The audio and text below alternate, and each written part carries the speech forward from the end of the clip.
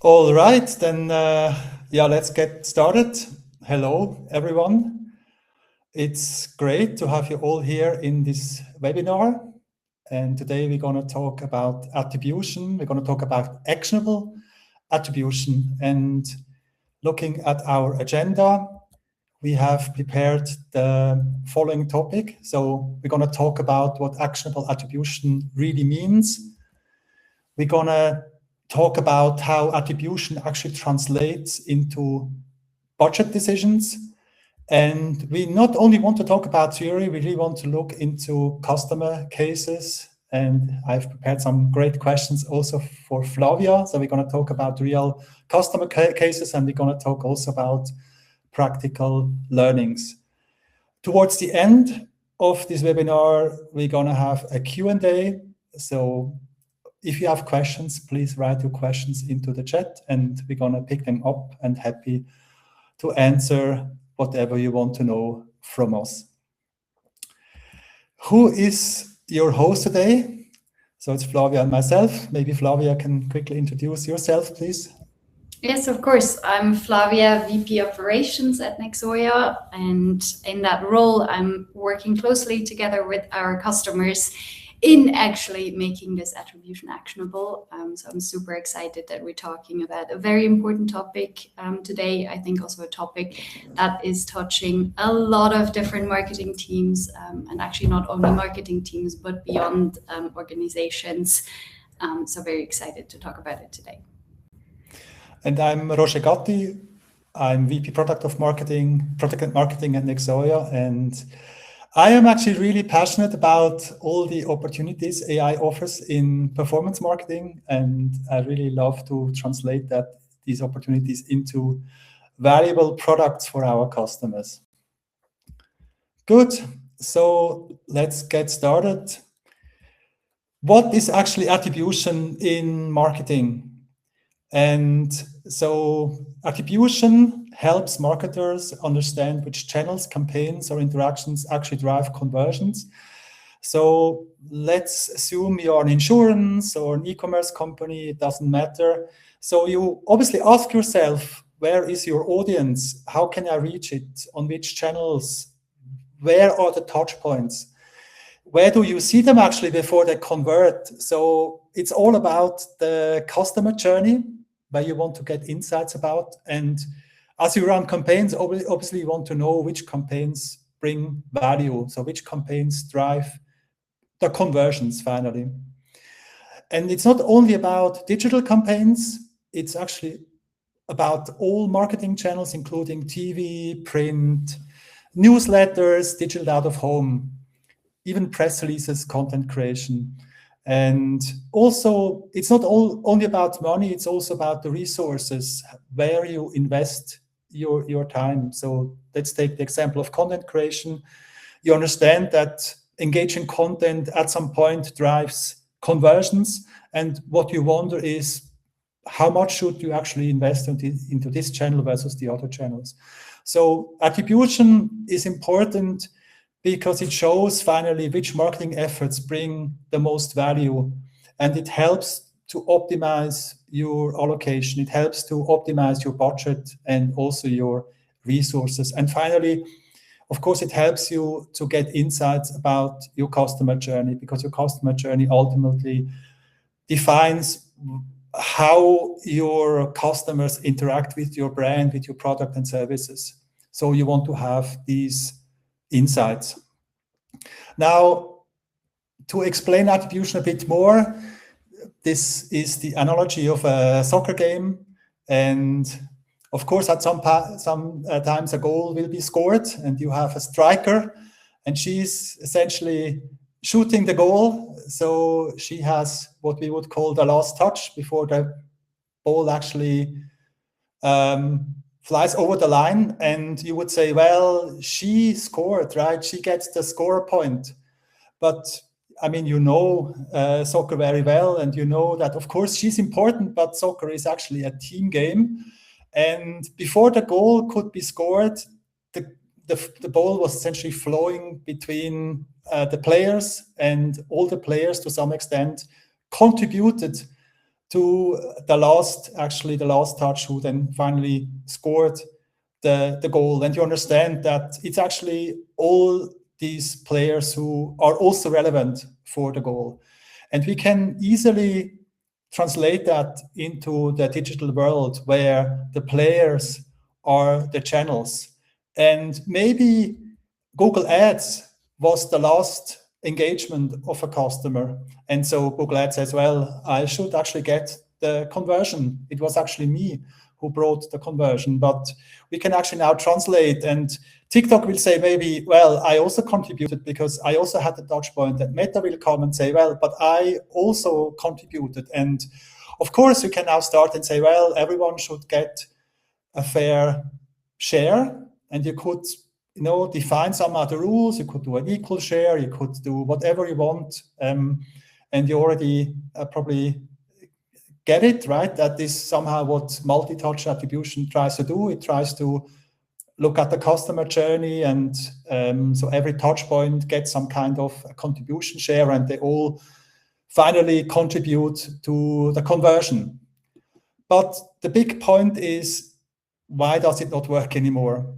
And there are a lot of elements which actually in the past emerged. I mean, some of them are more recent, some of them have always ever existed. Let's take example GDPR. Let's take all the regulations. Let's take what happens in the browser. So that means we have less availability of cookies and IDs. And we have complex customer journeys. So you know also that users, they switch devices. They go from tablet to desktop and to mobile and back to the tablet. So we have multi-device tracking. We don't have all the data available. We have fraud. We have concept management. We have the iOS 17 with link tracking prevention and so on. So these are all elements which actually prevents to have the full customer journey, to be able to measure and track all these touch points. And that means, well, we can actually try to measure these signals from the customer journey, but where we end up will be just partial information. So we will understand that maybe there was a Meta touch point, there was maybe a Google touch point, and maybe we will see the last touch point. But it is incomplete. And so you will never be able to see the full customer journey. So multi-touch attribution only sees part of your customer journey. So that's really not helpful. And that's what we call the attribution dilemma. So the attribution dilemma means that you know that you want to understand the contribution of all campaigns, you want to attribute it, but you only have partial information. And so it's something you can't actually resolve. And we can also look at an example. So this is a number example, and that's maybe a situation you know very well from your company, where you have all your pixels from the channels and they report some numbers. On the other hand, you have GA4, Google Analytics 4, and Google Analytics 4 has a complete different view. And you maybe have your trusted source. So trusted source means your data which you see on your accounts, financial accounts or in the CRM, and that's the master source, and that's the source you trust.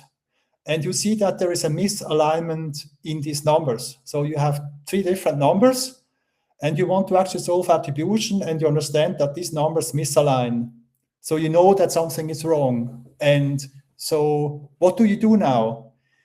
Well, you can start kind of just guessing. You can start just making assumptions. You can do costly and lengthy experiments, but you won't be able to really fully resolve this conflict and misalignment in the numbers.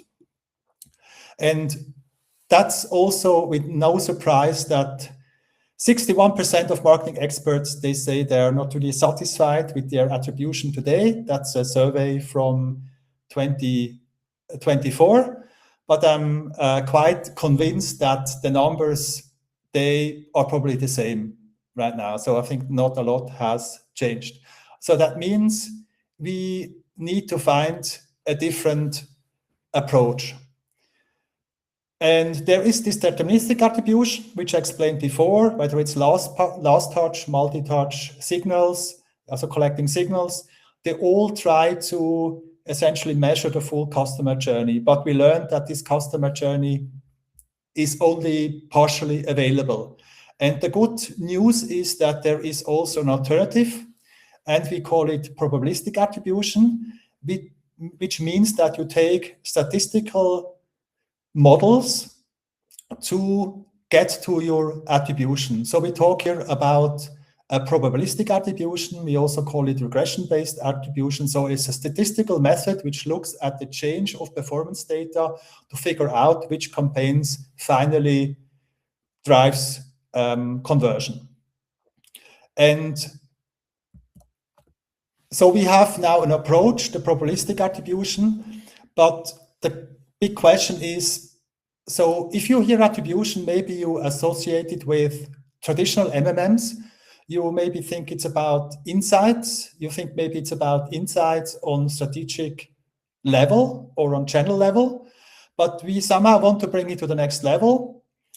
And so the traditional MMMs, you might also think about complicated projects and onboarding, collecting all the data. And of course, that's not really actionable. And Flavia will later talk about customer situations and all the struggles customers have. So we want to make it actionable. And how do we do that? And for that purpose, I want to quickly explain you what we do at Nexoia, just that you understand that. So the Nexoia platform is able to ingest data from 40 plus channels. And so this performance data will be ingested into our platform and will be cleaned and made comparable. Additionally, we can also pull sales data or CRM data into the system, and we're going to talk also soon about what that means. And then we have an attribution module, you can say, which uses these probabilistic methods to evaluate the real contribution of every single campaign on the main performance. And main performance means it's a specific metric you care about, like your North Star metric, whether it's revenue or leads or signups and so on. Essentially your conversion metric. And these attributed metric is then fed into our predictive models. And these models understand saturation, they understand the various effects of the campaigns in terms of performance. And so based on this model, the platform then optimizes each campaign for the optimal budget and bid target allocation. And then finally, this optimization will be provided to our customers, and they can look at it, they can approve it. And then finally, the budgets and the targets are written back into the channels. And then the cycle actually starts again. And that's actually what we call actionable attribution. So attribution not only to get insights, but to really use it on an operation level for the optimization. So that's called actionable attribution. And since we increase more and more data into the platform, attribution over time becomes also more effective. And you can see this as almost mini experiments, so incremental learnings. Just one caveat that our platform is at the moment limited to digital paid channel. That means we have excluded TV, print, and radio. However, what we can do, we can show the impact of digital paid media on offline sales. And then finally, what the big difference is between the Nexoia regression-based attribution and classical MMM is that actionable attribution is on the campaign level. The time horizon is short-term, so that means it's operational, and the use case is not strategic planning, but it's actually optimization and steering. And to make it a little bit tangible, I quickly want to show then what you see in the platform. So here you see the performance view. You see a funnel which we built for every customer. So this funnel is very specific.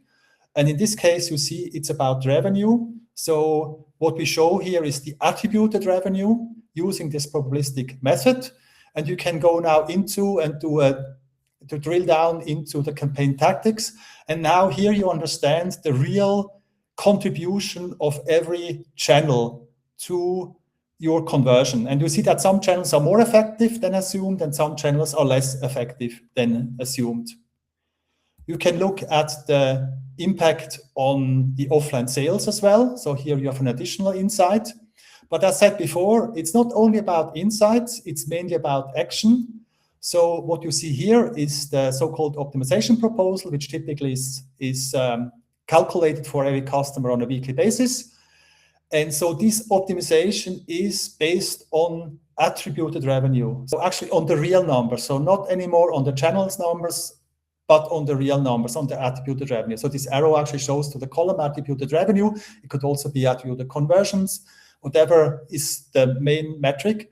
And this is the actionable part, because now the optimization then writes back the budget and the bid targets. So as a conclusion, actionable attribution means attribution for operational insights, but also application on a campaign level. There are some preconditions about how to do attribution success, but because Flavia will talk a lot about in the customer cases, we actually gonna discuss about this then in the second part.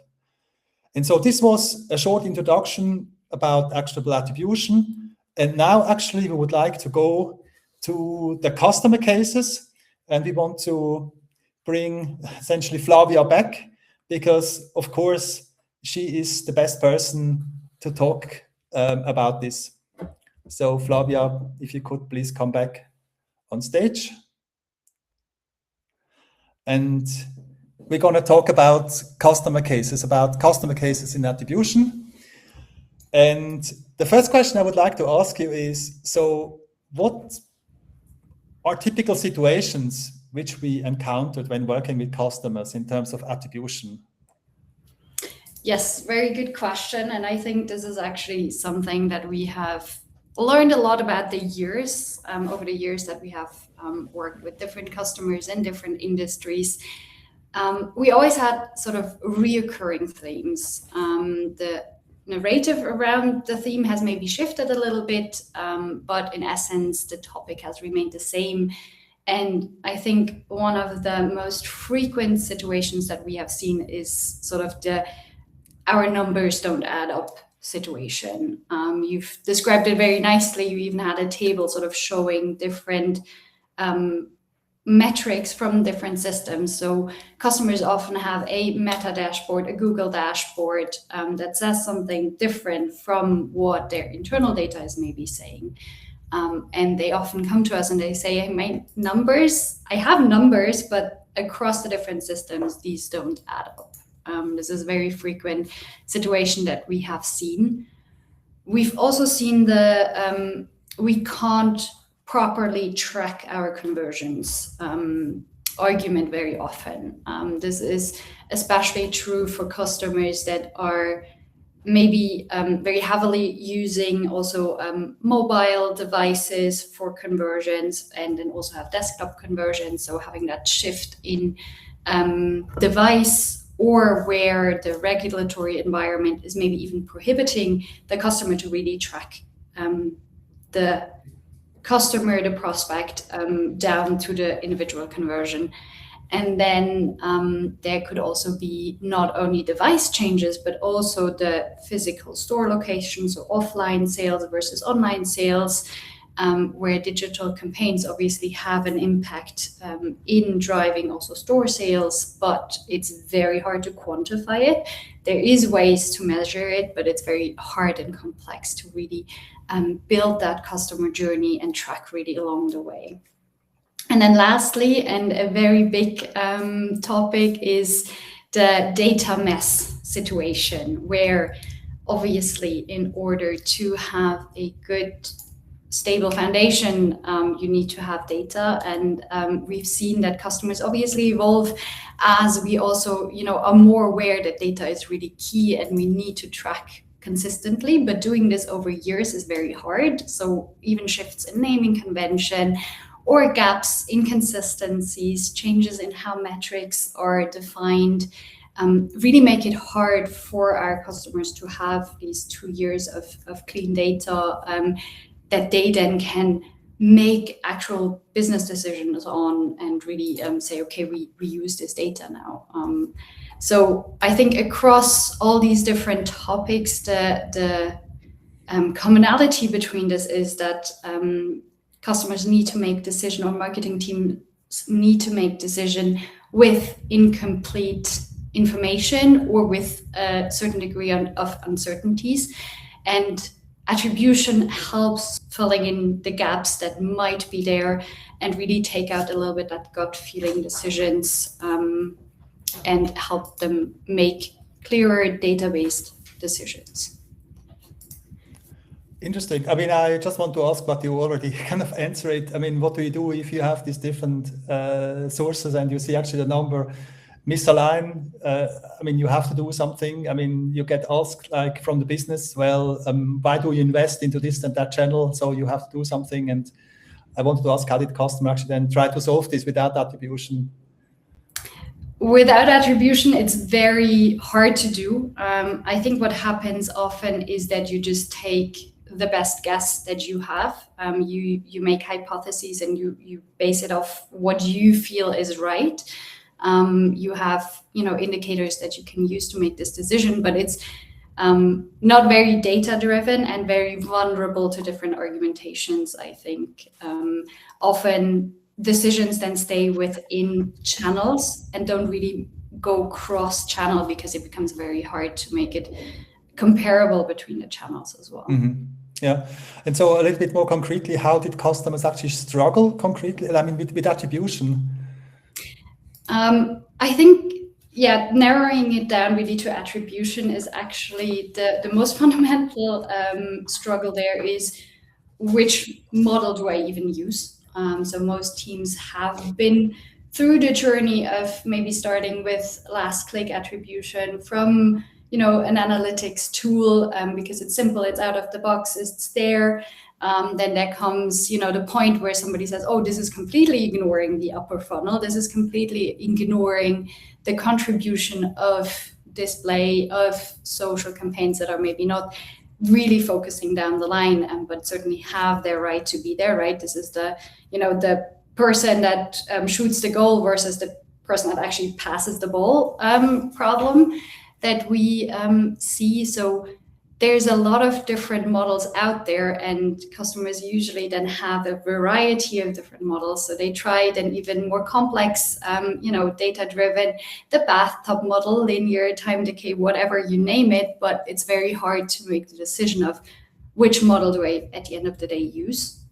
So you have then 10 ways of looking at your performance, but it's very unclear what the impact actually is. On top of that, you're then actually also dependent on the tool that you're using. So some of these tools have not been built with cross-channel in mind. They have been built for specific channels. And in these situations, often MMM feels like the right answer. I think there has been also a lot of research, and this is a topic that has been really pushed in recent years, where we've spoken with a lot of sophisticated teams that have done MMM projects or have at least considered doing MMMs. And there often we've seen that the depth versus it actually being operationally applicable is very hard to balance. So when you say depth between operational, do we talk about more the strategic insights you get, but maybe not being able to translate that into concrete business decision? Is that what you, or can you a little bit elaborate on that? Is it at that point?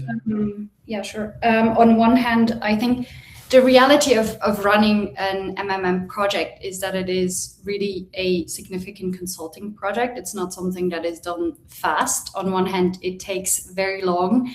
You need a lot of data because you need to provide data on your TV, on all your offline activities. And by the time you have actually results from an MMM, your channel mix most probably has shifted. So if you think about starting an MMM today, you already have all your data and you can just start modeling. You will have insights by end of Q3, Q4, and the situation might be a very different one that you then face in the market. So you have sort of the tension that the most in-depth model might be too slow and too complex to really give you continuous insights to be operating with them.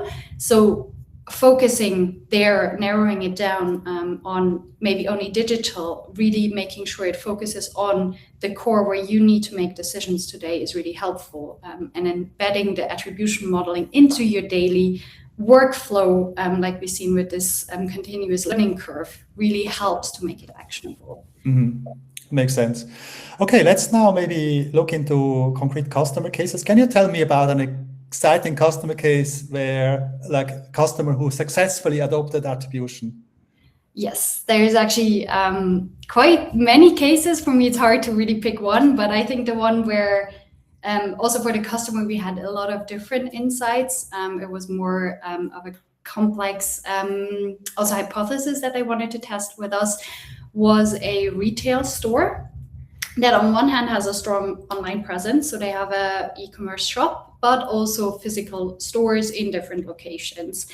And they came to us with the gut feeling saying, we know that our digital marketing efforts do drive people to the store, but they didn't have a way of tracking this. So they knew it must have some form of impact, or, well, actually they also said, well, if it doesn't have an impact, that's also good to know. But their hypothesis was this has an impact. And then at the same time for them, it was also more important to acquire new customer rather than advertising to already existing customers that were in a loyalty program. And this is then where attribution really came in for them, where we took the sales data from the online store, but also from the offline location, so really the physical location data, and all the insights from the channels that they were running at the time, and fed that into the model and delivered them the insights that they were actually looking for. So for them, that meant that they now had a way of determining how much their online efforts drove into the store. And the result was that actually 30% of the sales driven by the digital ads was actually happening in store. So this is data that they've never had. They never seen how many sales actually were on top of what they were tracking online. And this information was super valuable to them. Plus, they also saw that 2/3 of the sales that they were generating with their ads was actually the going to new customers. So that really confirmed that their campaigns were working, that the creatives were working in acquiring new customers. So really having a confirmation of focusing on their main KPI. That was really nice, I think, and a good insight for them. And then obviously this differs between different tactics that they were having. So they have different channels, different tactics on these channels. And in the end, we were able to harness the insights from attribution to then optimize towards their main goal and really push new customers online and offline together to really help them also grow. Mm-hmm. So this is a case from retail or e-commerce. Does it mean that attribution is only relevant for e-commerce or for retail then, or is it also relevant for other industries or generally for every customer? No, I wouldn't say at all that it's only for retail and e-commerce. I think there's many areas or many industries affected by the attribution dilemma. Some are more affected than others. So, for example, if you think of industries that are maybe prohibited by regulations from tracking the customers really, such as banks, for example, they're not really allowed to also feed back the conversion data. So that would be a very good use case where even with higher funnel KPIs that are still okay to track that are happening on the website and on landing pages can be used to model lower funnel conversions. Or then also insurance companies that typically have very long conversion cycles. So the decision isn't just made in one day when you see an ad, and many different touch points are visited before that decision is essentially made.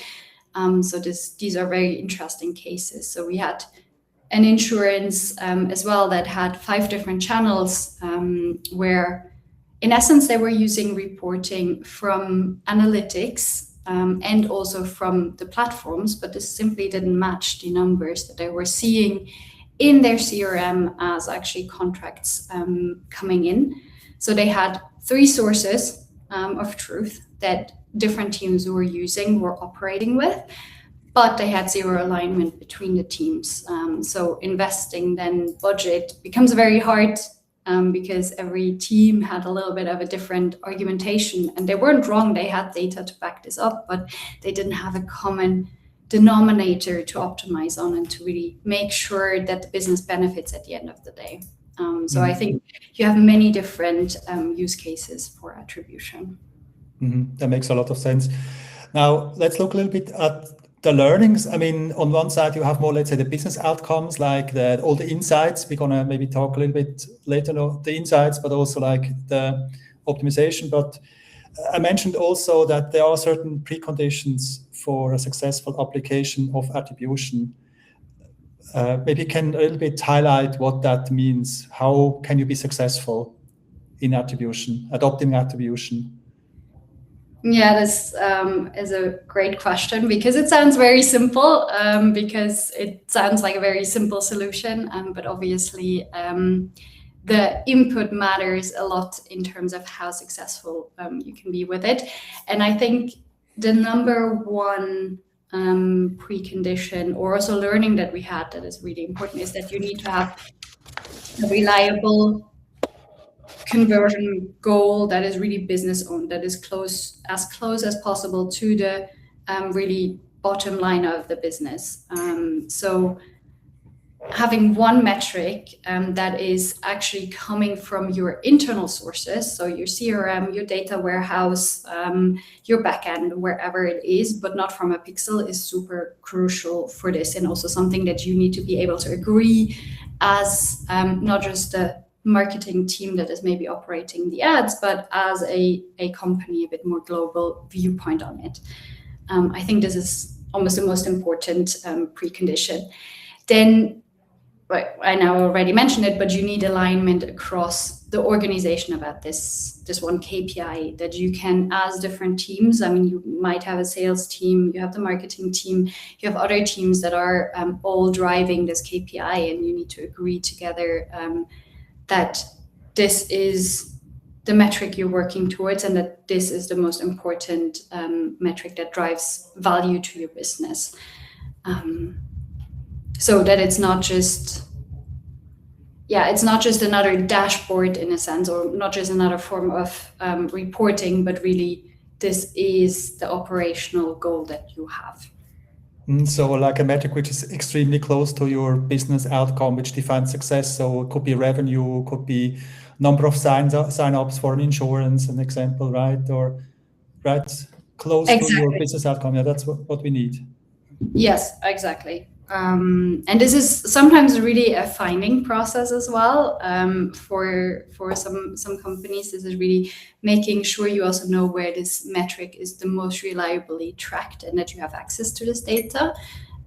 Because I think the most important thing to understand is that attribution is not a plugin in essence. It's not just a layer that you can put on top, but it's a way of operating. And the companies that get most out of it are the ones that are treating this as a strategic shift, not just reporting upgrade. So super important.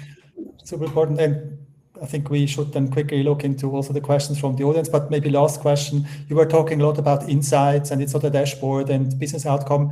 Can you just briefly talk about what was then somehow the business outcome from the attribution? I think the optimization, making it actionable, is what is the business outcome. You will start optimizing towards your internal true North Star, rather than just tracking clicks, because that is easy to track and you have it across all platforms. But you really go down to what brings value, and you can really make sure that all your different tactics are working towards that one goal. I think it's really just the alignment of all your efforts, and also being able to then show true business impact is a good side effect of it. Okay, thanks. Well, thanks so far for the great chat, Flavia. And I think we should maybe quickly look at the questions from the audience, because we have quite a few. Should I just take it? Do you want to?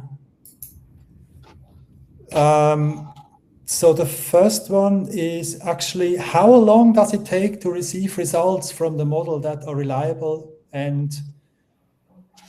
Oh, now actually we have so many questions here. Again, how long does it take to receive results from the model that are reliable and can be used to do optimization? That's the first question which we got. I think the modeling is quite fast. So once we have the CRM data, I think within 4 to 6 weeks we have the first run complete and can start operating on it. And then this is just the first run that is taking this amount of time, where we need to wait for the insights. And then actually the learning curve is continuous, where we continuously update the model with the newest insights, with also the shifts from the optimizations, right? So introducing a bit more variability across your tactics, across upper funnel, across lower funnel, to really make the model even better and understand also the links between all your different channels even more, and your different tactics even more. Then we have a next question, and it's about data. We mentioned a couple of times, I think, CRM data or trusted data, or also sometimes sales data. So what CRM data is actually, what does it mean, CRM data, first of all, and what data is needed to start attribution? Maybe also what time period of data do you need? Can you maybe a little bit elaborate on this CRM data? Yes, sorry, that's totally on me. I keep using the term CRM data. This can be anything from your internal system. So this could also come from a data warehouse, however you are storing your customer data, if you have customers, or whatever you think is business value to you. So this can be anything, but I think the more important point here is that it is not dependent on some third-party pixel that is on the website. This is really what comes at the end of the day into your business, so your bottom line customers. So this can be anything, like you said, from sales to revenue, to leads, if this is where you want to go. And you mentioned offline sales data. I mean, what happens, for instance, if a customer has data from different regions or different products, for instance? How does it work then? Yes, it depends a bit. So generally, they can be added as dimensions when you now say, okay, I'm live, or I have presence in Europe, but I'm also in the US. And these markets work very independently and very differently from each other. These can be added as dimensions that we say, okay, this is US basically part, and this is Europe data, and we give you different insights for these regions. This can be done with products. It again depends. If you're now a shop that maybe sells pants and t-shirts, probably that wouldn't make a lot of sense to specify which product you have sold. But if you are having completely different brands, so you maybe have, maybe you sell bikes and cars, so very different, or in insurance is maybe easier to imagine, where you sell maybe pet insurance and health insurance for humans. That is very different categories, also very different target audience. There we can also add this as a input into the model, where it's modeled independently of the category that it's going to. Good. Then we have a question here about MMM, marketing mix modeling, which we also briefly mentioned, and you mentioned it also as part of the, let's say, potential solution somehow. And the question is really somehow in this area: is MMM still relevant, or a good solution in a world where attribution can be done continuously? Can MMM also coexist with attribution somehow, or? Very, very good question. I like the question a lot because it's also something that keeps popping up, right? It's like, oh, we've done an MMM, we don't need attribution. I think they answer different questions and address different needs. I think an MMM certainly can coexist next to attribution. I think it also answers different points. For example, an MMM is very good in answering, should I do TV, or how much is my TV impacting my performance? So really taking the bigger context, whereas an MMM probably doesn't tell you where next week you should invest your marketing budget that you have at hand. That's where attribution comes in, where it's really easy to implement, the insights are there, and you can operate with it. So I think they can coexist. It really depends what the need is that you're looking to satisfy, and what you want to get out of it at the end. Thank you. So I would say we slowly come to an end. Thanks a lot, Flavia, for all your insights. I mean, obviously everyone at Nexo is approachable for further questions even after this webinar. And I would like to thank everyone for attending this webinar. I hope you found it useful. Thank you very much and have a great day. Perfect. Thank you, Roger. And I hope you all have a great day.